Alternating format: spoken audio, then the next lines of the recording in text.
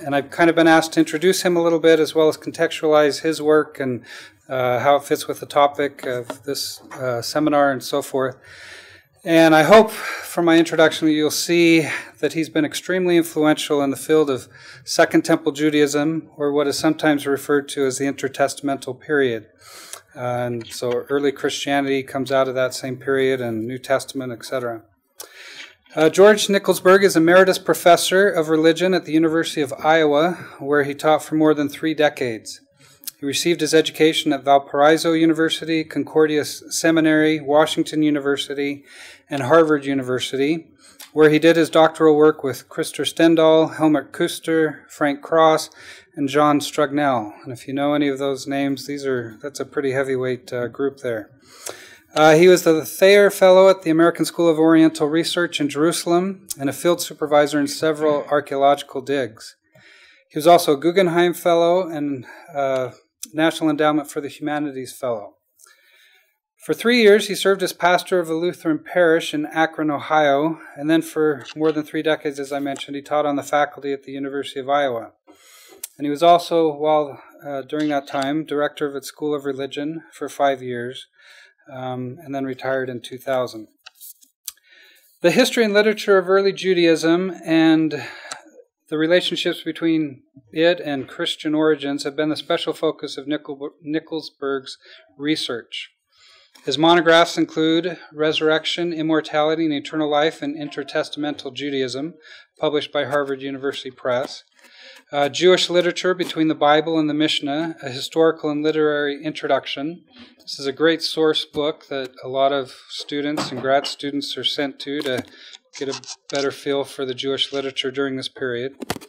And he's also co-edited several collections in Festschriften that have made lasting contributions, including Faith and Piety in Early Judaism, Texts and Documents, Early Judaism and Its Modern Interpreters, and The Future of Early Christianity, Essays in Honor of Helmut Kuster. And some of these books, incidentally, are out there, I noticed on the table, if you're interested in looking at them further. He's also the author of 70 articles and several hundred dictionary and encyclopedia entries. And so that tells you, again, the influence that he's had in laying the groundwork for a lot of this information and the studies and things related to it. In the Society of Biblical Literature, he was the chair of the Pseudepigrapha group for the 70s, basically, 1973 to 1980, and co-editor of the series Septuagint and Cognate Studies.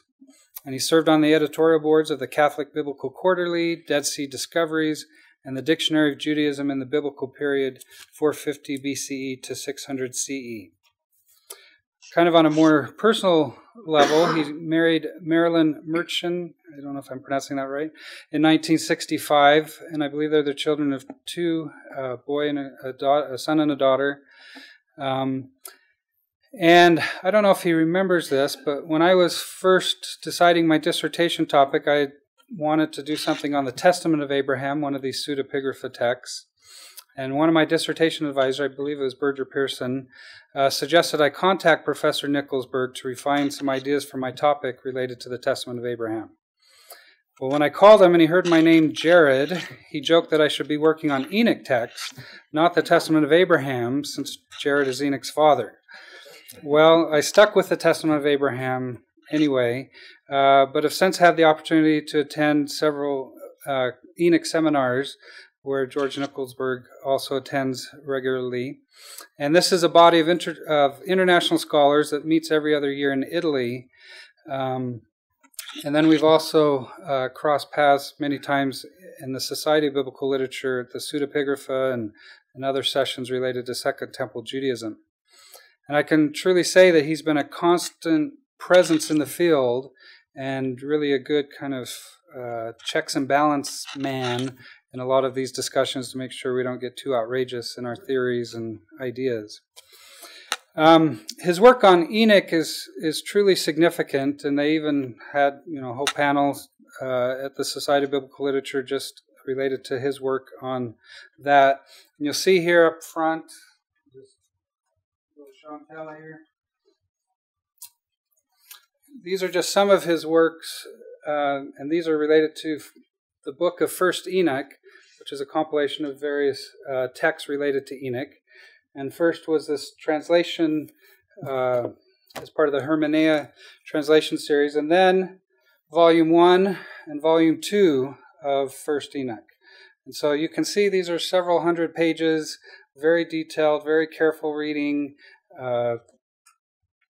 first giving the historical context of this text and its importance, as well as obviously very detailed interpretation of the text. And quoting the words of R.H. Charles, the influence of Enoch in the New Testament has been greater than that of all other apocryphal and pseudepigraphical books taken together. And so that's why his work is so important in the field, because Enoch is so important in the field. Enoch is such a pivotal figure in early Judaism and Christianity. And there are some scholars, such as Gabriele Boccaccini, that even have gone so far as to label a branch or movement within Judaism shortly before the time of Jesus as Enochic Judaism. Now, although not all scholars see a separate Enochic movement, there's certainly the rise of sectarian movements during this crucial period of Jewish history. And you can kind of see that as you open the New Testament, and suddenly we have all these groups such as Sadducees, Pharisees, Essenes, and others. Where did these groups come from? Why are they so well established in the New Testament period, yet kind of indistinguishable in the Old Testament?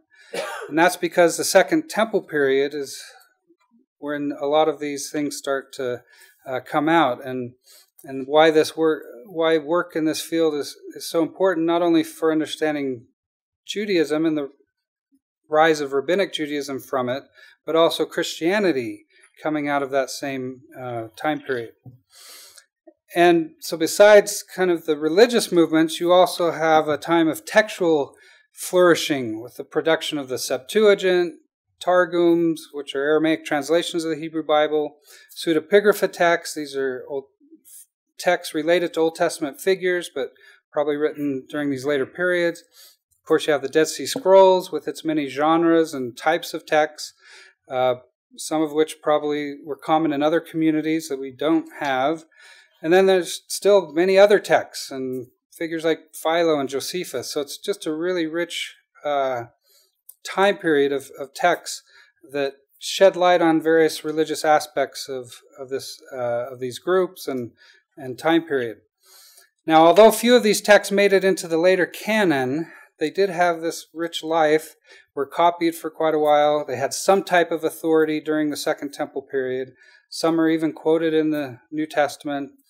There's certainly LDS interest in some of these texts as related to the Pearl of Great Price and other stories that aren't in the Old Testament but suddenly appear in these other LDS texts.